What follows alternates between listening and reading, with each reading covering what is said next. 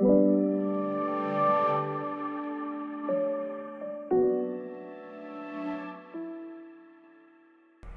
nós estamos aqui para conversar com vocês sobre imagens virtuais, imagens 3D, e nós trouxemos uma pessoa que é craque no assunto, que é meu sócio, o arquiteto Hermes Romão, do Estúdio MRGB, que tem muito conteúdo legal para passar para vocês. Eu tenho certeza que vocês vão gostar. Isso aí, né, Hermes? Vamos bater um papo sobre esse assunto. Eu queria, antes de mais nada, que você dissesse para os nossos seguidores, para as pessoas que estão com a gente, o que são as imagens 3D e para que servem as imagens? Bom, as imagens, elas vêm da denominação CGI, Computer Generated Images, ou imagens geradas por computador. Né? Na década de 70, 80, por ali, eles começaram a investigar para botar em filme. Hoje em dia não tem nenhum filme que não tenha imagem gerada por computador, de alguma forma, né? Ou seja, para completar uma cena, ou seja, para colocar algo que não poderia ser construído de fato, como um objeto, uma casa, um prédio.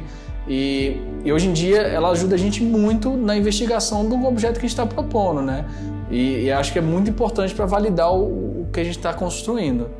E me diz o seguinte, você acredita que, ou seja, as imagens virtuais, os 3Ds, eles são exclusivamente para arquitetura? Para a produção de produtos é muito forte. Hoje você não precisa construir um protótipo para vender uma ideia. Você pode modelar um objeto. Com o nível de realismo que nós temos hoje na imagem, aí você facilmente consegue mostrar o que você está propondo. Às vezes melhor que no modelo e com um custo relativamente bem menor. E a gente só fez aqui arquitetura ou não? Não. A gente já fez produtos, já fez produtos para outros, já fez imagens para outros arquitetos. É bem comum as pessoas pedirem, pelo nível de realismo que a gente trabalha, para a gente poder produzir material para eles, né? Seja arquitetura, seja mobiliário ou produtos.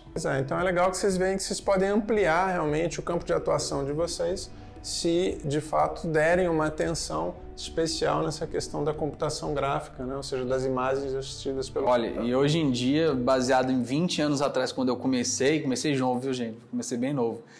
Melhorou muito. A qualidade hoje nem se compara com o que produzia 20, 15 anos atrás. E hoje ele tem vários processadores. Quando ele começou, ele tinha um só. Só um. Era quase meio. O computador usava metade, o render usava outra metade. Eu queria que você reforçasse um pouco para que essas imagens 3D elas servem realmente para arquitetura. O que você identifica? Eu acredito que a gente consiga ilustrar uma realidade que ainda não está construída. A gente até brinca, né? Não é pré-existente, né? Porque ela não existia, mas é pré-existir. Né? Isso é legal, porque a gente consegue visualizar um espaço num nível de realismo que antigamente não tem como, né? E é muito bom para a gente compreender o que a gente está produzindo e para o cliente compreender o que ele vai comprar, porque a arquitetura, se você não mostra o desenho, planta, como o cliente é muito leigo, ele não consegue ter essa noção, essa compreensão do que ele está levando. E muitas vezes facilita muito o nosso trabalho do cliente ter o aceite, porque ele fala assim, nossa, ficou legal, vamos dar só essa cor que talvez seja mais interessante. Mas no geral a gente consegue avançar muito mais rápido com o projeto, com o nível de realismo e para o cliente, né? O cliente final. Isso que o Hermes colocou eu acho bem legal, porque às vezes a gente apresenta as plantas, a gente como profissional evidentemente tem a percepção do espaço, mas o cliente não tem. Então quando a gente faz uma imagem, mesmo interna, né, dos espaços, com o mobiliário que eles já têm pretensão de colocar na casa, eles conseguem ter realmente a dimensão daquilo que está sendo proposto. E acontece muito aqui da gente modelar coisas específicas para colocar para o cliente ver. Ele quer comprar uma mesa, a gente vai lá, olha, vê as medidas, vê foto, modela, texturiza de acordo e coloca no ambiente. Porque ele vai falar assim, nossa, a mesa ficou boa mesmo. Então vai falar, não gostei. E vamos partir para outra alternativa. E para a gente acaba que esse pequeno tempo que a gente perde fazendo isso, no final é um ganho muito maior. Você, como realmente tem muita, enfim, é o teu campo, é apaixonado por isso e tal, e você pesquisa muito, tem vários sites que te servem de referência e você analisa uma série de imagens que normalmente ajudam você a fazer o teu trabalho. O que você identifica como problema nas imagens, né? Ou seja, enfim, do teu cotidiano, que você olha, que você tem contato? A primeira coisa que eu identifico é essa questão a falta de percepção de perspectiva e fotografia. Hoje em dia as pessoas elas esquecem que no mundo real a gente está acostumado a ver as coisas, né? E a fotografia, o 3D nada mais é que uma fotografia virtual, criada apenas, rendering na verdade revelar. Ela veio da palavra da fotografia, que rendering é um nome de revelação em inglês para fotografia. Então, as pessoas às vezes se perdem nisso, né? Tem a famosa câmera de segurança. Aí você fala, o que é câmera de segurança? É quando a gente está vendo aquelas imagens que a pessoa bota a câmera no teto, olhando para baixo com a maior angulação possível para poder mostrar o espaço. Só que o olho humano não enxerga dessa forma. E quando as pessoas fazem isso, elas mudam a percepção daquele espaço. Pois é, uma coisa que inclusive poderia estar legal se ela mostra assim para o cliente, é para dar um tiro no pé. O olho do cliente, no espaço, o dia que ele chegar lá, não vai ser daquele tamanho, não vai ser naquela perspectiva, então tudo muda. E se ele não tiver... o arquiteto tem que ter esse discernimento, né? Tem que entender a fotografia, tem que entender um pouco da perspectiva mesmo. Se fosse um croquis, você não faria ele do teto olhando para baixo com perspectivas erradas, né? Torcidas, né? Grandes. Remover parede, eu abomino remover uma parede. Se eu não consigo fazer uma foto daquele espaço, é melhor não fazer. Porque eu não vou conseguir fotografar depois aquele espaço da mesma forma. Então eu prefiro não fazer mesmo. E é o legal que é o que você está dizendo. Se você vier a fazer, você vai estar distorcendo e não é o que o cliente vai encontrar depois quando a obra estiver executada. E quando ele estiver usando. E aí começa a ver aqueles ruídos, né? Ou seja, que o cliente fica insatisfeito, não é aquilo que ele tinha... Começa com o maior problema. Achei que era grande e ficou pequeno. Isso já é errado. A gente tem que tentar usar lentes fotográficas, lentes que o nosso olho está próximo, umas 50mm, 24mm para arquitetura, fotografia de arquitetura. É muito bom ter uma lente 24mm, é uma lente muito tranquila para você fotografar a arquitetura, que tem pouca distorção e ainda consegue ampliar bem o espaço e está próximo da nossa visão. Nossa visão dizem que está em torno de 35 a 45, mas que é um pouco mais fechado, né? Mas a gente tem a percepção espacial, mas visualmente ela é um pouco mais fechada. E as pessoas perdem essa perspectiva, né? Então esse é um problema que assola assim, o campo do 3D. Assim. E uma outra coisa, enfim, coloca ou não coloca figura humana, pessoa? Como é que você trata essa questão? Explica aí pra gente como é que é. Coloca, mas não coloca. A primeira ideia é, o seu espaço, você está concebendo espaço, né? Então você tem que pensar no espaço que você vai mostrar. E a pessoa, eu gosto de ter uma teoria que a pessoa tem que se projetar, a pessoa que está comprando aquele espaço, ela tem que se projetar naquele local. Se você colocar uma família dentro de uma casa que o cara vai construir, aquele cara ele não consegue achar que a casa é dele. Ele consegue ver uma pessoa, uma família feliz e daquela família, aquela casa. Ele se coloca como espectador. Espectador distante daquilo. Ele vai ver só como proprietário do... Ele não vai se ver. É muito psicológico isso. É uma coisa que a gente tem que entender. Então tem momentos de colocar pessoa, figura humana, e tem momentos de não colocar. Então quando você está trabalhando para um cliente direto específico, o ideal é não colocar. Não colocar. E se colocar por alguma necessidade, é um borrão ao fundo. Como a gente vê nas fotografias. Como muita fotografia, um fotógrafo que eu gosto muito de seguir é o Fernando G. Guerra no Instagram. E ele é muito bom. E na maioria das fotografias dele, 70%, 80%, as pessoas quando aparecem são borradas, né? São bem borradas. Então vale a pena vocês, antes de começarem um 3D, às vezes investigar um pouco de fotografia. E o Instagram é uma ferramenta muito poderosa para isso hoje. Deixa um pouco o story, vai ver mais fotografia. Isso. Começa a seguir designers, começa a seguir arquitetos, começa a seguir fotógrafos. Isso é para isso que ele existe. Tá, legal.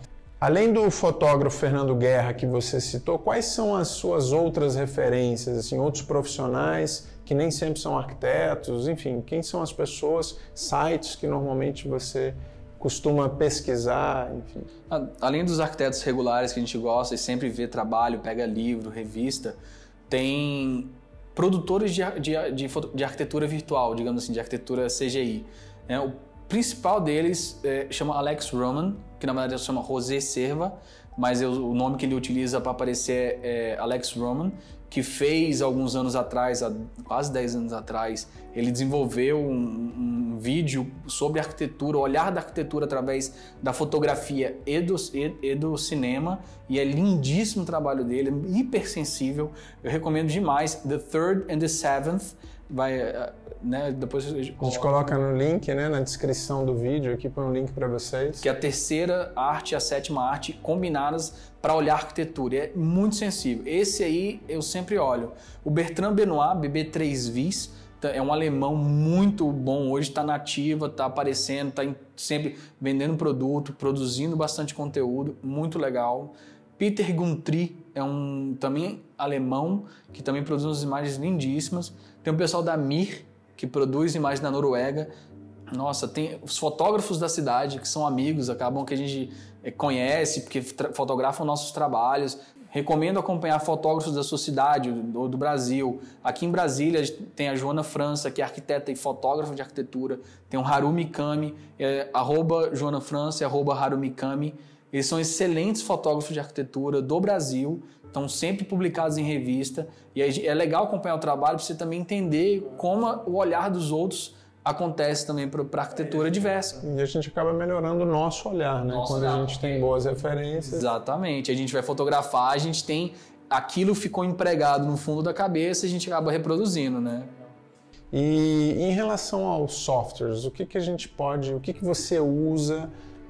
quais são os outros que eventualmente, softwares e renderizadores que a gente tem hoje no mercado, qual que é o seu, da tua preferência e outros que eventualmente você pode citar, fazendo alguma pouca distinção, umas distinções entre eles. Tá, vamos lá. Vamos começar então no modelador. Perfeito. Porque dentro deles, os renderizadores servem para vários. Então vamos lá. Você utiliza há 20 anos o 3D Studio Max da Autodesk, que eu acho uma ferramenta muito forte, muito poderosa e com uma diversidade de mercado muito grande. A gente consegue trabalhar, ele está presente em vários mercados, seja na indústria do cinema, na indústria de arquitetura mesmo. Ele é muito complexo e tem muita ferramenta, muito plugin para ele. Esse é o que eu utilizo há muito tempo. Tem softwares maravilhosos, grátis, como Blender. Você tem o SketchUp, que para uma área específica de você fazer desenhos artísticos. Eu não acho que ele seja fotorrealista, mas ele tem uma capacidade de gerar imagens muito boas de teste, de sketch mesmo, de desenho, que são bem legais e ele está amplo no mercado, mas tem um alto custo hoje em dia, tem um custo alto. Tem o Rhino, que também que é uma ferramenta poderosa de modelagem orgânica, que muita gente utiliza na arquitetura. Tem caído um pouco o uso por ponto de atualização, a indústria diminuiu a produção dele de atualização, mas fortaleceu o 3D Max.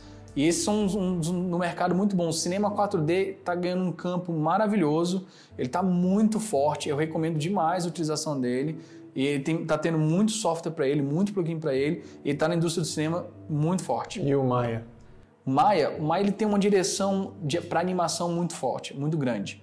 Né? Ele é um software que é combinado com o 3D Studio Max, ele é muito, muito poderoso, mas ele tem uma vertente muito mais ligada à animação. Legal, então pelo que você está dizendo, são todos modeladores, mas cada um tem um objetivo, digamos, específico, né? Que você vai direcionar. O SketchUp mais voltado para trabalhos de sketch, uma abordagem mais artística. Croquis artístico. Croquis, aí você vai para o 3D Max e alguns outros que você tenha citado, onde você tem a possibilidade de trabalhar com imagens reais, né? Fotorrealistas, né? Sim. E, enfim... E são uns modeladores mais generalistas, que eles são chamados, que é o 3D Max, Blender, Cinema 4D, Houdini, E aí o Maya entraria mais para a parte de animação? Mais parte de animação, onde a indústria de animação 3D utiliza muito forte, né? Normalmente ele até passa ele é o final do processo. O começo é o Max, depois ele é finalizado nele e ajustado para poder fazer uma animação. Legal. Então, tem um outro software que hoje todo mundo fala sobre ele. Eu queria que você dissesse qual a tua experiência, o que você pensa em relação ao Revit para modelagem e renderização. Qual que é a tua percepção? O Revit hoje ele é uma ferramenta muito forte, muito poderosa, mas ele está voltado para fazer desenho. A parte de renderização e de modelagem 3D dele ainda é muito, muito apertada, muito simples. Você tem muito pouca ferramenta para desenvolver modelagens complexas. E acaba que você tem uma sobrecarga no modelo por conta de coisas ocultas que ele leva de informação. Eu particularmente não gosto de utilizá-lo como uma ferramenta final. Porque como você está direcionando o Revit para a produção de desenho, ou seja, você concentra muita informação que quase sempre é desnecessária quando você vai trabalhar com a modelagem e obter imagens. Normalmente as informações que você tem, ele está oculto no Max. Eu não preciso de 3 lajes para representar um caixão perdido. Eu preciso só de uma laje grande com a textura em cima e a textura embaixo. Então isso me reduz a quantidade de polígonos que geram uma quantidade de tempo de render menor. Com relação aos softwares de renderização, hoje o mercado é gigante, né? Nós temos o MentorArray morreu, aí tem o iRay, Nox, Octane, Corona Render, V-Ray. Tem muitos que já vêm inclusive no Max, por exemplo, o Arnold agora, que é uma ferramenta muito utilizada no cinema, fez grandes filmes nos últimos 5 anos, agora está inclusa dentro do 3D Max como uma ferramenta padrão grátis.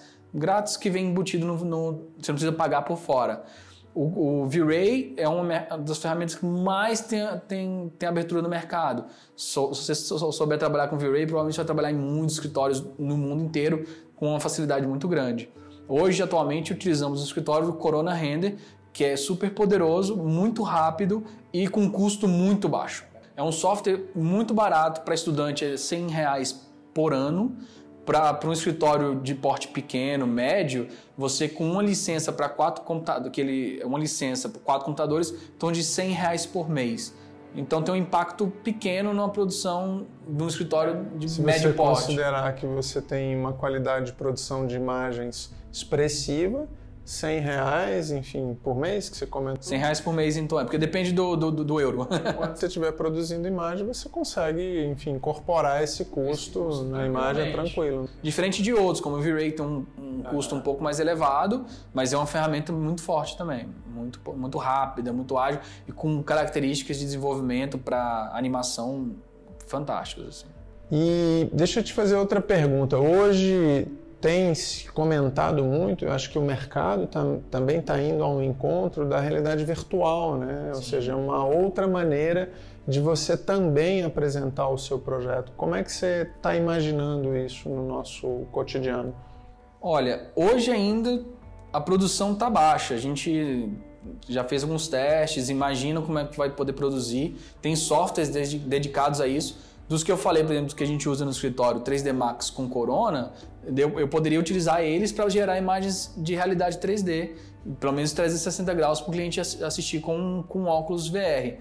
Mas um mais complexo, onde você andaria como Unreal Engine ou Unity, seria um terceiro programa que está ficando cada vez mais realista, está ficando cada vez mais interessante e eu acho que nos próximos 5 anos vai ser dominante. E o custo dele ainda é... Ainda é baixo, ainda é um custo bom ainda. Não é tão elevado quanto os outros softwares. Eu queria que o Hermes, digamos, abrisse a caixa de Pandora, que ele expusesse para vocês realmente o que ele tem como técnica para elaborar as imagens do estúdio MRGB. Eu acho que isso é muito legal, ele tem um olhar bastante aguçado para algumas características que de fato valorizam as imagens que a gente apresenta para os nossos clientes, né? Então, assim, queria que você expusesse realmente com franqueza o que você usa, como você faz e de que maneira você faz para ajudar a turma que está iniciando. Ó, a técnica mesmo não vai ser diferente de nenhum modelador, porque ela não vem do modelador, ela não vem do renderizador, ela vem da fotografia mesmo, ela vem do olhar da fotografia, de entender fotografia, entender o mundo real e pesquisar, e investigar, e ver foto, e ver imagem, e tentar entender melhor como funciona o mundo, né? Aí isso a gente acaba traduzindo, né? Aí o processo mesmo de criação de um objeto, ele parte eu modelo tudo. Diferente de muitas pessoas que modelam um trecho do que vai ser renderizado, eu gosto de modelar tudo, seja o que está atrás, seja o que está no meio, seja o que está dos lados, porque os reflexos vão ser influenciados, a luz vai ser influenciada e eu tento tratar minha modelagem como um fotógrafo indo na casa modelar. Eu só estou produzindo uma casa para uma família, quando a casa ficar pronta, o fotógrafo vai passar 1 dia, 2 dias lá fotografando e ele vai passar andando pela casa. Se a casa estivesse construída pela metade, ele não ia fotografar um lado? Então essa lógica. Então eu modelo tudo, depois eu paro e texturizo tudo. Eu gasto muito tempo nisso, você mesmo sabe. Tem até assim, tem hora que tem momentos que a gente tem que entregar as imagens de um projeto, aí o Hermes começa a fazer lá a modelagem, ele fica aí uns 3 dias modelando calçada, rua, meio fio, tem uma casa enorme para modelar. Eu falei, e aí bicho, quando é que sai esse negócio? Pois é, mas é porque tem isso, né? Muito tempo na modelagem, muito tempo na texturização. A iluminação é naturalmente tranquila, porque ela é muito real, eu tento trazer o mais realista possível, inclinação de sol, intensidade, e depois é simplesmente fotografar. Aí eu posiciono um monte de câmera. Mas como que você fotografa? Com que lentes você utiliza? Pois é, voltando ao que a gente já falou, eu volto lá nos fotógrafos de arquitetura e vejo o que eles usam. Então eu uso lente 24mm, lente 50mm, lente 18mm. Isso tudo que o software permite você incorporar as lentes reais. Eu não tiro parede. A lente, eu posso encostar a câmera na parede, mas eu não vou remover a parede para fazer aquela foto. E eu vou utilizar a lente real, que eu possa realmente depois ir lá e fotografar. Porque se eu não puder ir lá e fotografar, não me serve de nada, não me ajuda. Então eu tento sempre fazer com que eu possa depois reproduzir. E aqui no escritório a gente tem alguns comparativos que são bem interessantes. É bem legal de a gente fazer o antes e depois, né? E isso é muito bacana. Então eu tento depois só agir como um fotógrafo. Eu iluminei, tá bem iluminado, eu saio posicionando câmeras e fotografando. Aí depois é só esperar o render e pós-produção é mínima, né? Isso que o Hermes falou é bem legal. Até tem uma pequena diferença. O nosso antes e depois, assim, é um antes que nunca existiu. Né? O que a gente faz normalmente é da imagem, é o modelo 3D, são as imagens que a gente produz. Depois a gente tem um comparativo da obra executada e a gente vai postar algumas imagens para vocês, né? Incorporar aí para vocês terem a percepção do que ele está comentando com você. É bem legal isso, porque a gente consegue realmente ver o que a gente estava imaginando lá na pré-existência do projeto. Lá no croquis, ele virou uma pré-existente, uma arquitetura não construída, né, virtual, e depois a gente vê o que a gente conseguiu alcançar de realidade. Tanto da imagem ser real, quanto do real atingir as expectativas da imagem. E tem, aqui no escritório a gente tem uma abordagem que eu acho que é legal você colocar também, né? Que tem 2 momentos que você produz, né? Sim. Eu confesso que eu gosto mais do segundo momento. Por quê? É simples. No primeiro momento a gente está fazendo no estudo preliminar. Precisa mostrar para o cliente ali. Então a gente tem informação, bastante informação, mas ainda é limitado. Né? A gente tem alguns detalhes que a gente não pensou ainda, porque o processo ainda não ocorreu. Mas depois, quando a gente entrega o projeto, o estudo preliminar foi aprovado, o anteprojeto foi aprovado, e a gente inicia o executivo, quando o executivo está ali mais ou menos na metade, né, a gente para de novo, vamos modelar, vamos ver os detalhes, vamos incorporar acabamento, vamos incorporar detalhes e tudo que foi decidido no processo do executivo e refazer as imagens. Porque essa imagem é a que vai auxiliar na obra. A primeira auxilia a compreensão do cliente e o segundo auxilia na compreensão para a obra. Né? E isso é muito legal. Só para concluir, o que você recomendaria ou quais seriam as dicas que você poderia dar para aqueles que têm interesse em trabalhar exclusivamente com imagens? Bom, vou repetir então, porque é isso. Veja muita referência. Arquitetos bons, as fotografias desses arquitetos, né? Entenda espaço, corra atrás de referências de bons modeladores de 3D, de boas referências de 3D, né?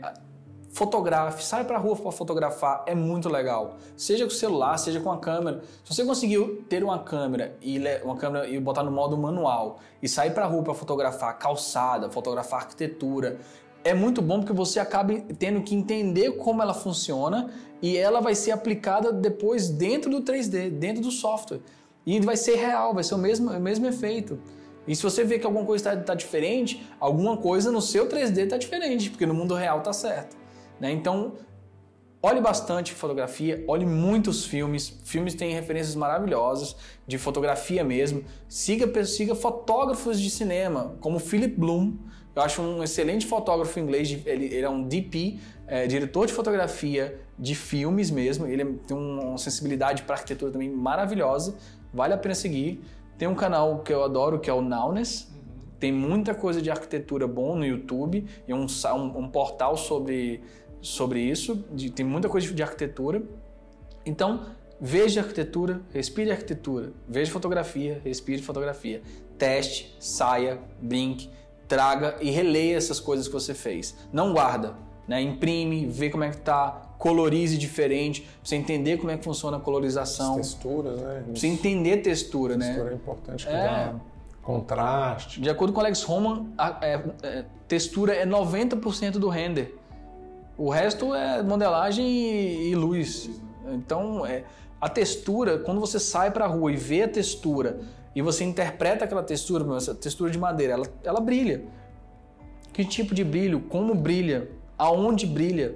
Então, você só vai conseguir essa percepção quando você olhar com cuidado para essas coisas, né? Você olhar como a fotografia captura essas coisas. E quando a gente tem duas sombras numa imagem? Aí a gente está em Tatooine, né? Tatooine, para quem não sabe, é do Star Wars, é um planeta com 2 sóis. Vale a pena vocês verem a referência. Então não é bom. Tá, então, enfim, acho que é isso, né? Acho que esse bate-papo. Depois, acho legal, vocês comentem aí no vídeo o que vocês acharam. Se tiverem mais alguma dúvida, coloquem aí pra gente nos comentários, que depois a gente dá um jeito de responder e deixar vocês muito informados sobre essas questões todas que a gente abordou. Então, turma, espero que vocês tenham gostado do vídeo. Para vocês que ainda não se inscreveram no nosso canal, inscrevam-se no canal, clica no sininho para você receber as notificações dos nossos novos vídeos.